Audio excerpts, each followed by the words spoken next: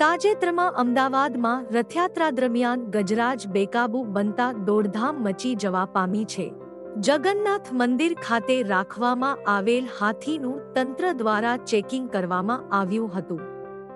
જિલ્લા પશુપાલન વિભાગની ટીમો દ્વારા હાથીનું ચેકિંગ હાથ ધરાયું હતું, જેમાં ફોરેસ્ટ વિભાગના અધિકારીઓ દ્વારા હાથીનું ચેકિંગ કરવામાં આવ્યું છે. મળતી માહિતી પ્રમાણે હાથીની શારીરિક અને માનસિક સ્થિતિનું ચેકિંગ કરવામાં આવ્યું છે. ફોરેસ્ટ વિભાગની ટીમે અત્યાધુનિક સેન્સર મશીન દ્વારા હાથીના વિવિધ પરીક્ષણ કર્યા હતા. હાથીની આંતરિક અને બાહ્ય ઈજાઓ તપાસ કરવામાં આવી હતી. હાથી મહાવતનો કમાન્ડ લઈ રહ્યા છે કે નહીં તેની પણ વિશેષ તપાસ કરવામાં આવી હતી. આ ઘટના અંગે જગન્નાથ મંદિરના મહંત દિલીપદાસજીએ પ્રતિક્રિયા આપતા કહ્યું હતું કે મહાવતે હાથીને શાંત કરવા દંડાનો ઉપયોગ કર્યો હતો. ગજરાજને શાંત કરવાની કેટલીક ટેકનિક હોય છે.